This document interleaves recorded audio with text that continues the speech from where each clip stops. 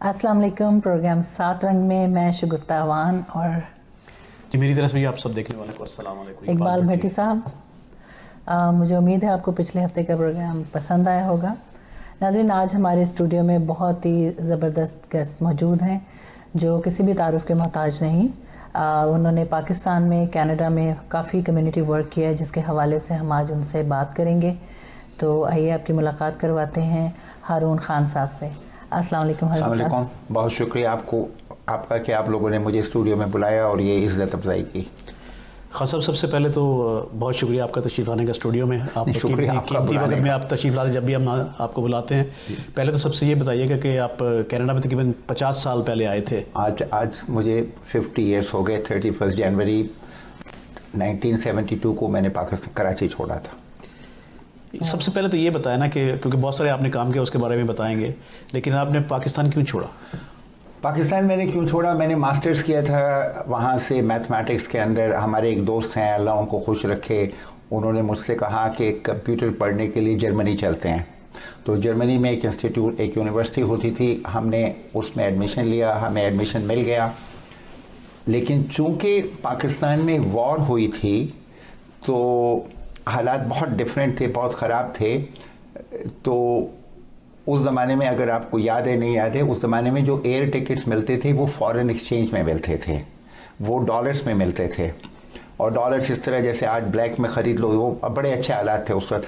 तो मुझे वो टिकट के लिए $500 चाहिए थे। मेरी फैमिली के माशाल्लाह कनेक्शन बहुत टॉप के थे, तो मुझे मेरी अपॉइंटमेंट बनवा दी गई स्टेट बैंक ऑफ पाकिस्तान के गवर्नर से। मुझे बहुत अच्छी तरह याद है, मैं सुबह 9 बजे गवर्नर स्टेट बैंक के ऑफिस में, जो कराची में स्टेट बैंक है, वहाँ गया और उन्होंने मुझसे कहा आपको क्या चाहिए। मैंने बड़े प्राउडली, देखो ना आपके पास स्टेट वहाँ का लेटर भी है, आपने अभी मास्टर्स किया है, यंग हैं। वो मैंने लेटर उनके सामने रखा और उन्होंने कहा क्या चाहिए। मैंने कहा सर मुझे $500 चाहिए इस टिकट के लिए जो मुझे जाना है। उन्होंने कहा कि ये नहीं हो सकता। जैसे नहीं हो सकता? नहीं हो सकता। अब लेवल मेरा ये कि मैं गवर्नर के साथ बात कर रहा हूँ, ये मेरी फैमिली का लेवल है, लेकिन उनका ये कहना है कि ये नहीं हो सकता। तो मैंने उनसे पूछा कि सर मैं कैसे जाऊँ। भट्टी साहब पता है उन्होंने मुझसे क्या कहा? उन्होंने कहा बस से चले जाइए। और मैं बस से कराची से फ्रैंकफर्ट पहुँचा। कितना टाइम लगा? 21 डेज। 21 डेज में? लेकिन हालात बहुत अच्छे थे, आजकल की तरह तो कोई मसला था नहीं। अब बस यानी बाई बस गया ना मैं, तो मैं कराची से पेशावर बाई एयर गया। बस में जो आपने पेमेंट की थी ना, वो तो पेमेंट वैसे ही ले रहे थे, रुपए में ले लिया उन्होंने पेमेंट? नहीं, बसों की तो पेमेंट जो थी वो तो रुपए, यहाँ से तो रुपए में की थी। और मेरा ख्याल है कि मैंने वहाँ से जो पेमेंट की थी, ईरान से जो मैंने यहाँ के टिकट लिया था, तो मेरे जो अंकल थे, फूफा थे, वो टोक्यो यूनिवर्सिटी में प्रोफेसर थे फ्रॉम 1922 टू 1948, जब कायदे आज़म ने उनको खुद एज ए गेस्ट बुलाया था पाकिस्तान में, बेगम बरलास और प्रोफेसर को। तो उनके जो स्टूडेंट थे कराची में, जो एम्बेसडर वगैरह थे, जब मैं उनसे मिलने गया तो उन्होंने मुझे डॉलर दिए थे। वो डॉलर मेरे पास थे, उससे मैंने ईरान से टिकट लेकर मैं फ्रैंकफर्ट आ गया। इसको थोड़ा सा फास्ट फॉरवर्ड करते हैं कि जब जर्मनी आप पहुंचे, हाँ, तो फिर कनाडा का नहीं, जर्मनी जब मैं पहुंचा तो मेरी ट्रेजेडी ये हुई कि जो मेरा टाइम था एडमिशन का, जिस दिन क्लास खुलनी थी, वो मैं तो 22-24 दिन लेट पहुंचा। उन्होंने कहा तो यहाँ तो कुछ हो नहीं सकता। हमें तो पता नहीं था कि ये कराची में तो जब मर्जी चले जाओ। तो बस फिर मैं वहाँ पर स्टक हो गया। मैंने वहाँ पर जॉब की और एक होएक्सटेक मेडिसिन की कंपनी है, मुझे वहाँ पे एक जॉब मिल गई जिसमें उनको इंग्लिश वगैरह के लिए बंदा चाहिए था। मैं उनके यहाँ काम किया मैंने, और वहाँ से फिर हमने कहा कि जर्मनी में हम रहेंगे तो हमें यहाँ कभी पासपोर्ट नहीं मिलेगा, ये नहीं मिलेगा, वो नहीं मिलेगा। तो वो सोचकर हम कनाडा आ गए। अब काफ़ी अरसे से कि मैं आप जानता हूँ, 25-30 साल से तो मैं आपको जानता हूँ। आप जब भी देखें, जब कोई मुश्किल वक्त आता है पाकिस्तान के लिए ख़ासकर या कहीं भी, तो आप हमेशा सरफरिस्त सामने नाम आपका होता है। सर उसका रीज़न बड़ा जल्दी से मैं आपको बता दूं। मेरी फूफी थी बेगम बरलास साहिबा, मेरी मदर थी ज़फ़र सुल्तान। मैंने जब आँख खोला तो इन लोगों ने अफवा, जो पाकिस्तान की लार्जेस्ट एवर ऑर्गेनाइजेशन है जिसको बेगम लियाकत अली ख़ान ने बनाया था, मेरी ये दोनों जो फूफी और मदर थी वो उसकी फाउंडर मेंबर थी। तो मैं जब 2-3 साल का था तो मैंने घर के अंदर बचपन से चैरिटी का वर्क देखा। मेरी माँ 1952 में कराची में फूड बैंक चलाती थी।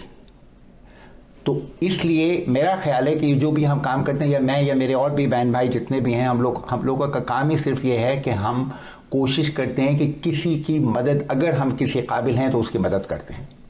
बाकी रोटी तो ऊपर देने वाला है, मुझे कोई ग्रेड नहीं है, मुझे कुछ नहीं चाहिए, मुझे मल्टी मिलियनेयर बनना नहीं है, कोई ऐसी कहाँ हमारी है नहीं। हमारी कोशिश से भी किसी की मदद कर दी। तो जब आप फाइनली कनाडा पहुंचे, यहाँ आकर आपको क्या, यहाँ जब कनाडा पहुँचा तो मेरे पास तो मैं तो अगेन बड़ा वो था कि मेरे पास तो डिग्री है, ये है, मैं अपनी डिग्री लेके जगह जगह गया, मुझे किसी ने नौकरी नहीं दी। हाथ ये हुआ कि अब आप नीचे आते चले गए, आप वेयर हाउस की जॉब ढूंढने लगे। वेयर हाउस वालों ने भी कहा मुझसे कि you need a Canadian experience. मैंने उनसे कहा कि मैं तो अभी कल आया हूँ, या फिर एक हफ्ते पहले आया हूँ, या 1 महीने पहले आया। I don't have Canadian, I just came a month ago, I just came 2 months ago, they won't listen to me। तो एक्सपीरियंस किस तरह होगा अगर ये तो मैं नहीं समझा सकता था ना उन लोगों को, लेकिन मैं ये भी समझता था, और मैं ये आज भी समझता हूँ कि अगर 2 आदमी खड़े हैं जिसको वेयर हाउस में चाहिए, एक इंडिया पाकिस्तान कहीं से भी आया और एक यहाँ का बंदा है, तो they will prefer giving him the job because it makes sense. Why would they hire me? ये मैंने उस वक्त भी सोचा था, मुझे पता था, मुझे आज भी ये बात पता है, मैं इसका आई अंडरस्टैंड दैट। खैर लकीली मुझे जॉब मिली और वहाँ से मेरी लाइफ शुरू हुई।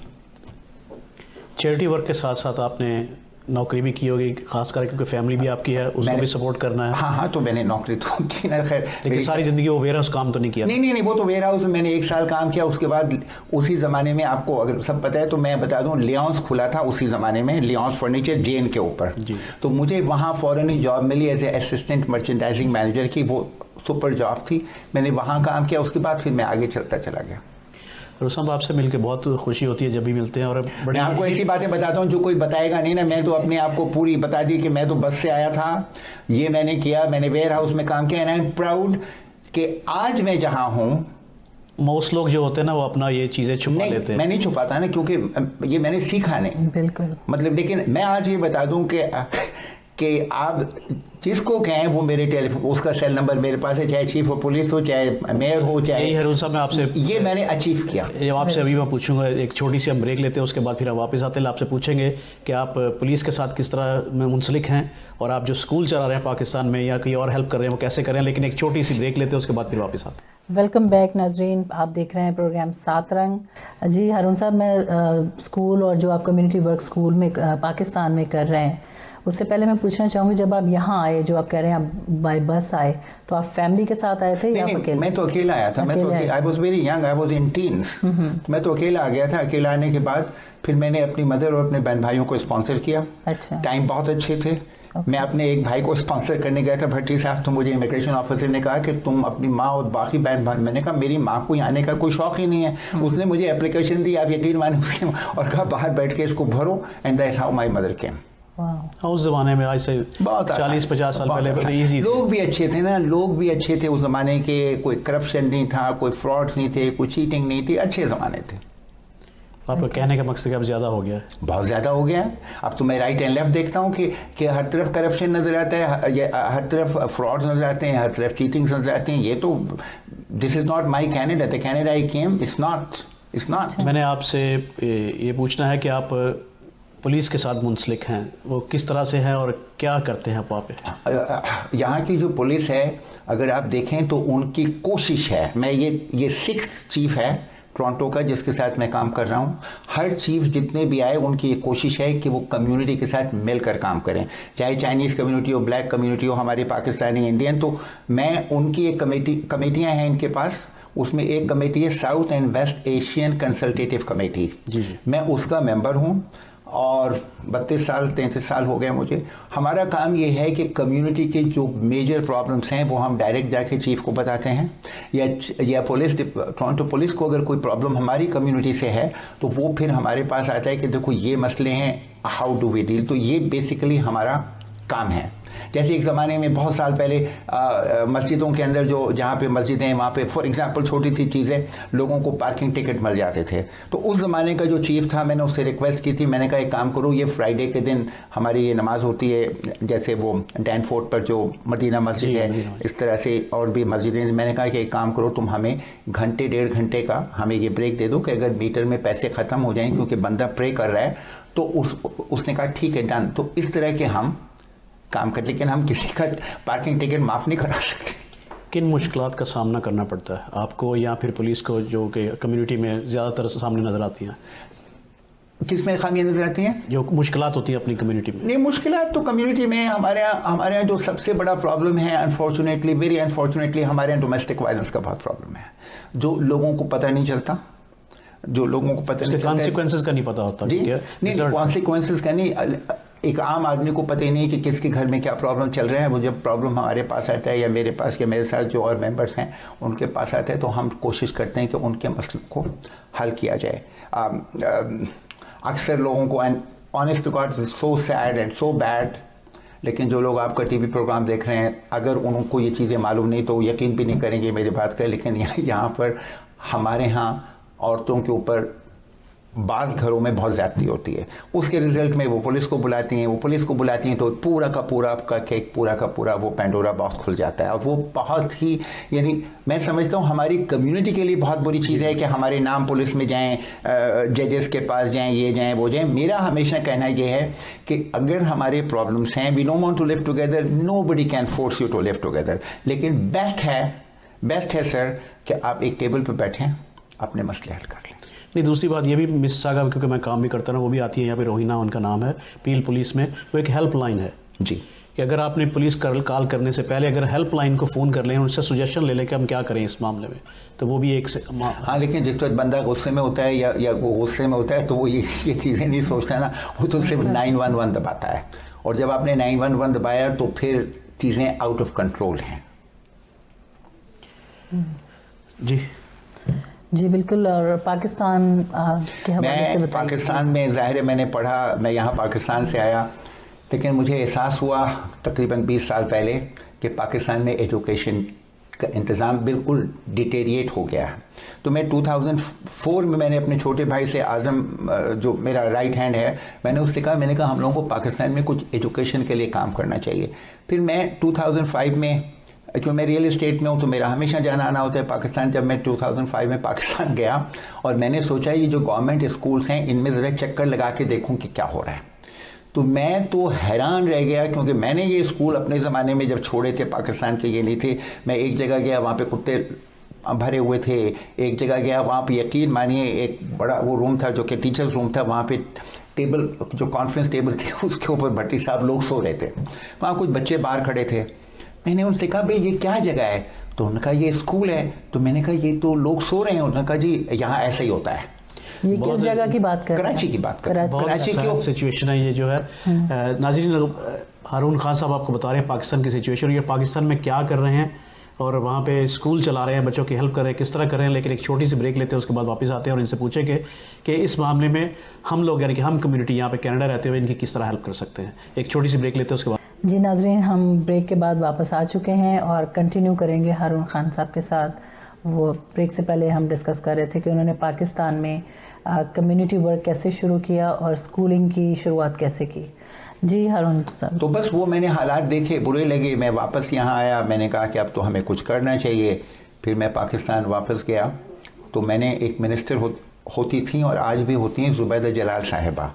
मैंने ज़ुबैदा जलाल साहिबा पहले फेडरल में थी, अब शायद प्रोविंशियल में हैं, तो मैंने उनको किसी अपने फ्रेंड के ज़रिए रीच किया। मैं उनसे मिलने गया और मैंने उनसे कहा मैडम यहाँ तो एजुकेशन के हालात बहुत ख़राब हैं, तो इस पाकिस्तान में एक स्कीम है अडॉप्ट अ स्कूल के नाम से। तो मैंने कहा जी आप मुझे एक स्कूल दे दें और मैं आपको बताऊंगा कि स्कूल चलाते कैसे हैं। मैं यहाँ वापस आ गया, उनके ऑफिस से हमारी करस्पॉन्डेंस रही, उन्होंने मेरे रेफरेंसेस मांगे, तो मुझे गवर्नर जनरल ऑफ कनाडा ने 1992 में कम्युनिटी सर्विस का अवार्ड दिया था। गवर्नर जनरल रीनतीशन होते थे, और उसके अलावा मैंने उन्हें रीनतीशन का नाम दिया, प्राइम मिनिस्टर ऑफिस का नाम दिया, मैं यहाँ चीफ ऑफ पुलिस। मैंने कहा ये 2-4 लोग हैं जो मुझे जानते हैं, आप पता कर लीजिए। तो उसके बाद उन्होंने हमें ये स्कूल दिया। जिस दिन भट्टी साहब स्कूल दिया, मैं और मेरा भाई उसी दिन की फ़्लाइट लेके एक्साइटेड कराची पहुँचे। जब कराची पहुँचे तो इस बिल्डिंग में कुत्ते भौंक रहे थे। मैंने आपको वीडियो भेजी है, बिल्कुल आप पिक्चर ही नहीं सकते कि उस बिल्डिंग का क्या हाल था। उस पर हमने 2005 एंड अर्ली 2006 में $100,000 खर्च किए, जो मोस्टली मेरे पैसे थे, क्योंकि ये मेरा शौक़ था। उस पर 100,000 खर्च करके आज आप बिल्डिंग देखेंगे तो वो किसी भी प्राइवेट स्कूल की बिल्डिंग से बेहतर ही होगी, ख़राब नहीं होगी। वो किया हमने ये प्राइमरी स्कूल था, फराबी प्राइमरी स्कूल के नाम से, और मैंने यहाँ पर मेरी मदर के नाम पर मैंने ट्रस्ट बनाया हुआ है, ज़फ़र सुल्तान मेमोरियल ट्रस्ट, जो मेरी कोशिश है कि मेरी माँ की याद दुनिया में बाकी रहे, तो उस पर वो ज़फ़र सुल्तान मेमोरियल ट्रस्ट है। उस ट्रस्ट ने इस स्कूल को अडॉप्ट किया, ये पैसे खर्च किए, हमने केजी से ग्रेड 5 तक इसको चलाया। अब मसला ये हुआ, जब ग्रेड 5 से ऊपर बच्चे गए तो उनको हमने बाहर निकाल दिया, क्योंकि हमारे पास तो है ही नहीं सेक्स। 1 साल बाहर निकाला, दूसरे साल फिर मैंने जो डायरेक्टर ऑफ एजुकेशन से उनसे रिक्वेस्ट की, मैं कभी तो मेरे स्कूल को 1 साल आगे बढ़ा दो। उन्होंने आगे बढ़ा दिया। उसके बाद फिर अब 6 के बाद अब बच्चे का क्या करें, तो फिर मैंने उनसे रिक्वेस्ट की, तो उन्होंने हमें ग्रेड 8 तक का कर दिया।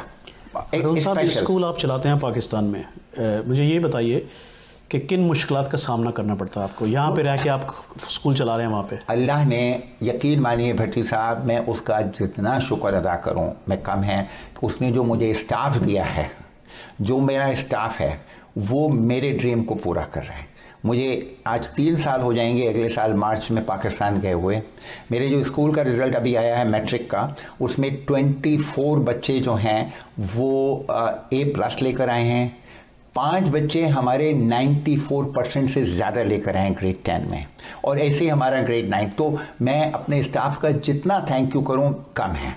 इसके अलावा हमारा एक बच्चा जो है अभी माशाल्लाह मेडिकल स्कूल में गया है, और मेरे एक दोस्त हैं, फैमिली है यहाँ पर, उन्होंने उसका पूरे 4-5 साल का वो ले लिया है कि उन्होंने कहा हम इसको पढ़ाएंगे। हमारे स्कूल की 2 लड़कियाँ जो कराची में NED कॉलेज है, जो टॉप कॉलेज है, उसमें उनका दाखिला हुआ है। जी नाज़रीन, आप हारून खान साहब को सुन रहे हैं, जो कि यहाँ पे कम्युनिटी का बहुत काम करते हैं और पाकिस्तान में भी स्कूल चला रहे हैं। और मैं एक ख़ास जो जहन में आ रहा है सवाल, आपके भी आ रहा होगा कि स्कूल जो आप जो चलाते हैं, स्कूल में उसमें बच्चों से फ़ीस कितनी होती है? हमारी कोई फ़ीस नहीं है। हमारे यूनिफॉर्म हम देते हैं, जूते देते हैं ब्रांड न्यू, हम वो स्वेटर्स हैं, स्टेशनरी है, कि हमारे यहाँ बिल्कुल 0 है, हम कुछ नहीं लेते। इससे फिर सवाल एक और आता है कि जब वो बच्चे या माँ बाप आपके पास आते हैं तो वो कौन सी फैमिलीज़ या किस कैटेगरी को आप देखते हैं, या फिर बिला वजह कोई भी हो तो उनको स्कूल में दाखिला नहीं, हम ले ही नहीं सकते, क्यों, हमारी तो एक लिमिटेशन है। हमारे यहाँ 11 क्लास हैं, KG से 10 तक। हमारी हर क्लास में 30 बच्चे लेते हैं, 30 से ज़्यादा हम लेते नहीं। तो एक क्लास के 2 सेक्शन हैं, तो एक क्लास हमारे यहाँ 11 क्लासों में 660 बच्चे हैं। उसमें तो KG से लेके ग्रेड 10 तक जो बच्चे आप लिए हम लेते ही नहीं बच्चे, तो उनसे किसी से भी कोई फीस नहीं, हमारे कोई फीस नहीं। पूरे बच्चों को uniform free, sweaters free, stationery free, copies free, because जिन बच्चों को मैं पढ़ा रहा हूँ मैडम, ये 1 रुपया भी देना मेरी नॉलेज में अफोर्ड नहीं कर सकते, क्योंकि ये बच्चे जहाँ से जिस इलाके से आते हैं वो बड़े नीडी लोग हैं, ज़रूरतमंद लोग हैं, वो अपने बच्चे को पढ़ाना अफोर्ड नहीं कर सकते। तो हम उनसे कुछ नहीं लेते। इसमें मैं उन लोगों का ज़रूर शुक्र अदा करूँगा जो एक स्मॉल ग्रुप है मेरे साथ, जो मुझे इसमें सपोर्ट करता है। बाकी मैं खुद अपने आप को सपोर्ट करता हूँ, ये मेरा शौक़ है, लेकिन मेरे साथ लोग हैं तो उसको सपोर्ट करें। अगर वो लोग मेरे साथ ना हो तो ये प्रोजेक्ट ना चले। नाज़रीन, आप हारून खान साहब की बात सुने, जो कि जब बातें सुनते हैं तो रोंगटे खड़े हो जाते हैं कि इस तरह का काम कोई कर सकता है, हर इंसान नहीं कर सकता, कि उसकी अपनी वैल्यू ज़िंदगी में होती हैं कि अपने बच्चे पालने हैं, और अपनी फ़िक्र होती है कि हमारी जेब में कितने पैसे हैं। लेकिन अपनी जेब से पैसे वो मेहनत की कमाई के निकाल के किसी को देना, या कोई फर्म चलाना, या बच्चों स्कूल चलाना, वो एक बहुत बड़ी बात है। लेकिन एक छोटी सी ब्रेक लूँगा, उसके बाद ये इनसे पूछूँगा कि वो जो बच्चे वहाँ पे पढ़ रहे हैं, ये ख़र्चे जो हैं उनसे तो कुछ नहीं लेते हैं, लेकिन उनके अखराजात जो हैं वो कहाँ से पूरे होते हैं। लेकिन एक छोटी सी ब्रेक लेते हैं, उसके बाद वापस आते हैं। ब्रेक से हम वापस आ चुके हैं नाज़रीन, और मुझे उम्मीद है आप लोग प्रोग्राम एंजॉय कर रहे होंगे। बहुत अच्छी इन्फॉर्मेशन दे रहे हैं हारून खान साहब। तो ब्रेक से पहले हमारी बात हो रही थी स्कूल के हवाले से, जो पाकिस्तान में उन्होंने इनिशिएट लिया, और KG से ग्रेड 10 के बच्चों को फ्री एजुकेशन दे रहे हैं वहाँ पर। हारून साहब, इसी हवाले से मेरा क्वेश्चन है कि बच्चों की तालीम के हवाले से आप लोग खुद अफोर्ड करें, लेकिन आप लोग कहाँ से वो अखराजात पूरे करते हैं? मैंने कहा ना कि एक पोर्शन जो है वो तो मैं के साथ काम कर रहा हूँ। रिमैक के साथ भी ये मेरा 32nd ईयर है, तो मेरी जो इनकम है उसका एक बड़ा बंच इस प्रोजेक्ट में जाता है, क्योंकि ये मेरा शौक़ है। मुझसे किसी ने नहीं कहा। आपको कम्युनिटी से कोई हेल्प मिलती है, या आपकी ऑर्गेनाइजेशन है जिसमें कोई चंदा इकट्ठा करते हैं? मैंने बताया ना कि फिर कुछ लोग हैं हमारे जो हमें सब्सिडाइज करते हैं, पाकिस्तान में भी और यहाँ भी। लेकिन वो इतना नहीं है कि ये पूरा 100% करे। अगर लोग, और मेरे बड़े इंटरव्यू आपके साथ भी पहले भी हो चुका है, अगर लोग मैं तो ओपन टिकट है, जिसका जब जी जाए जाओ मेरे स्कूल को देखो, सुबह 8 बजे से 1 बजे तक खुला हो, जो मालूमात करनी करें, क्योंकि हम तो बिल्कुल खुली किताब हैं। आप जाएं स्कूल देखें, आप पैसे दें ना दें, मैं तो कहता हूं कम से कम जाके देख लें। शायद इस स्कूल को देखकर और लोग कोशिश करें कि हम भी ये काम करें। मेरी कोशिश है कि लोग ये कोशिश करें कि हम भी यहाँ, क्योंकि मैं जहाँ डिनर पर जाता हूँ, डिनर हर रोज़ और हर रात होते हैं, हर जगह जाओ, हर आदमी पाकिस्तान की बात करता है, पाकिस्तान में ये बुराई, प्राइम मिनिस्टर में ये बुराई, गवर्नर जनरल में ये बुराई। कोई ये नहीं कहता कि मैं ये करना चाहता हूँ। उसको करेक्ट कैसे करना चाहता है? नहीं, करेक्ट भी करना चाहता हूँ मैं। करना क्या, अगर लोग हमारे साथ, आपके सुनने वाले इस शहर में पता नहीं 2 लाख 3 लाख पाकिस्तानी हैं, अगर इसका एक परसेंटेज हमारे साथ खड़ा हो जाता है तो आज 2 नहीं, मेरे पास 20 स्कूल होते। बिल्कुल। तो वो आपका स्कूल जो है वो इंग्लिश मीडियम है? हमारा इंग्लिश मीडियम है। English medium. खान साहब, बहुत ममनून आपके कि आप तशरीफ लाए स्टूडियो में। एक बात बता जी जी बिल्कुल बताएं। अब मैं आपसे यही पूछने वाला था, बात बताने के बाद फिर हमारे जो जानने वाले हैं, जो देखने वाले हैं, उनके लिए पैगाम होगा कि आप इतना बड़ा काम करते हैं, वो क्या होगा? एक बात बस मैं आपको ये बताना चाहता हूँ कि मुझे जो खुशी है, और यकीन माने मैं इतना ज़्यादा खुश हूँ कि हमारे स्कूल के एक लड़के को मेडिकल कॉलेज में दाखिला मिला माशाल्लाह। और जो मैंने आपसे अर्ज़ किया कि एक फैमिली ने उनका पूरा खर्चा उठाया, और हमारे स्कूल की 2 लड़कियों को NED कॉलेज में दाखिला मिला। ये हमारा एंड रिज़ल्ट आया है। इसके अलावा जो हमारे बच्चे निकले, हमारे स्कूल के 80-90% बच्चे माशाल्लाह मैट्रिक करने के बाद कराची के टॉप कॉलेजेस में जाते हैं, जिसमें DJ है, आदम जी है, वुमेंस कॉलेज है और खातून पाकिस्तान, ये कराची के टॉप कॉलेजेस हैं। हमारे बच्चे 80-90% आपको इन कॉलेजेस में मिलेंगे। ये मैं समझता हूँ ये हमारी अचीवमेंट है, मेरी नहीं, मेरे स्टाफ की। मैं तो कुछ भी नहीं करता, खाली आपसे बातें कर। बहुत शुक्रिया आपका तशरीफ़ लाने का। और बहुत सारे मेहमान यहाँ पे आते रहते हैं, लेकिन ऐसे बहुत कम आते हैं जो कि दुनिया की भर में खिदमत कर रहे हैं और बच्चों को खासकर पढ़ाई जो एजुकेशन दे रहे हैं। तो इसी तरह हम कहेंगे कि इंशाल्लाह ये काम करते रहें, और हमको आने वाले प्रोग्राम में दोबारा फिर इनको लेके आएंगे और तफसील से और पूछेंगे, क्योंकि काम टाइम जो है बहुत कम होता है। आपको कोई और सवाल है इनसे? जी बिल्कुल, सवाल नहीं, उन्होंने एक बड़ी प्यारी बात की है कि पाकिस्तान के बारे में हर कोई बुरा कहता है, प्राइम मिनिस्टर बुरा है, लोग बुरे हैं, सोसाइटी बुरी है, लेकिन कोई इनिशिएट नहीं कोई लेते हैं वो लोग कि हम क्या कर सकते हैं पाकिस्तान हम क्या के कर लिए? सकते हैं और हमें करना चाहिए है। हमारा ये अखलाकी फ़र्ज़ है कि हम जिस कंट्री से आए हैं और उनके हमारे हालात इतने ख़राब हैं, हमारे गुर्बत है, अगर एक फैमिली एक बच्चे को भी सपोर्ट कर ले ना, तो हमारे पाकिस्तान के आधे बच्चे तो स्कूल पे चले जाएं। बिल्कुल, बहुत अच्छी बात की है। बहुत शुक्रिया। इसके साथ ही मैं इजाज़त चाहूँगा, और आपका शुक्रिया हारून खान साहब। इंशाल्लाह फिर आने वाले शुक्रिया, आप हमेशा मेरी इज़्ज़त अफजाई देते हैं, मुझे यहाँ बुलाते हैं और मेरी बातें सुनते हैं। Thank you so much. बहुत शुक्रिया। Thank you. इसके साथ ही मैं इजाज़त चाहता हूँ। अल्लाह ताला आप सबका हामी नासिर मुस्कुराते रहें और अपनी मुस्कुराहटें दूसरों में बांटते रहें। जी शुक्रिया। जी नाज़रीन, जैसे हम प्रोग्राम के अख्ताम पे कहते हैं कि अगर आप अपना बिज़नेस प्रमोट करना चाहते हैं या प्रोग्राम में शिरकत करना चाहते हैं, तो स्क्रीन पे दिए गए ईमेल एड्रेस या फ़ोन नंबर पे आप हमसे कांटेक्ट कर सकते हैं। तो मिलते हैं अगले हफ्ते, हर हफ्ते आपके संग साथ रंग। अल्लाह हाफ़िज़। अल्लाह हाफ़िज़।